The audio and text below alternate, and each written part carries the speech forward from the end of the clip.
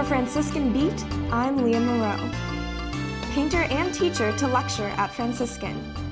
World leaders support the U.S. after missile strike.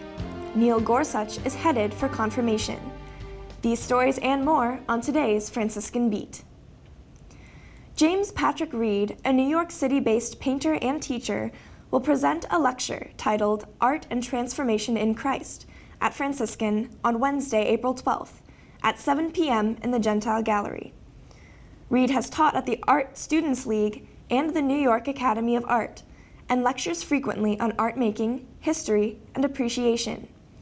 He is interested in the intersection of art and theology, and his lectures and writings often address both the theological basis for representation in visual art and the specific ways theology is communicated in sacred art. Reed's lecture coincides with the opening of his art exhibit, The Life of Color and Light, The Color and Light of Life, which will run through May 17th, also in the Gentile Gallery. A reception with the artist will follow. World leaders have rallied around the United States after it launched a missile strike on a Syrian airbase in response to this week's chemical attack. While Russia condemned the move and suspended coordination with the U.S. in Syria's congested skies. The attack, which marked the first time since the U.S. has targeted President Bashar Assad's forces, was condemned by his allies in Russia and Iran, but hailed by the Syrian opposition and its backers, who hope for a turning point in the civil war. The office of Syria's president is calling the U.S. missile strike against one of its air bases reckless and irresponsible.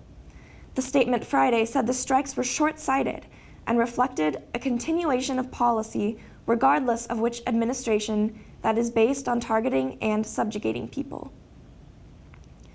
The U.S. missile strikes on Syria are overshadowing the second day of talks between President Donald Trump and Chinese President Xi Jinping. When the leaders meet later Friday, North Korea's nuclear ambitions and the U.S.-China trade imbalance, as well as other points of tension, are expected to be discussed. Ohio state representatives are beginning the process of making adjustments to Ohio Governor John Kasich's proposed budget bill, which cuts income taxes and freezes college tuitions with the help of tax hikes on alcohol, tobacco, and gas drilling. Proposed amendments to Kasich's $66.9 billion two-year spending blueprint are due Friday to Republican House Finance Chairman Ryan Smith of Bidwell. President Donald Trump's Supreme Court nominee, Neil Gorsuch, is headed for confirmation after Republicans tore up the Senate's voting rules to put him on the high court over furious Democratic objections. Democrats denounced the GOP's use of what both sides dubbed the nuclear option to put Gorsuch on the court, calling it an epic power grab that would further corrode politics in Congress, the courts, and the United States.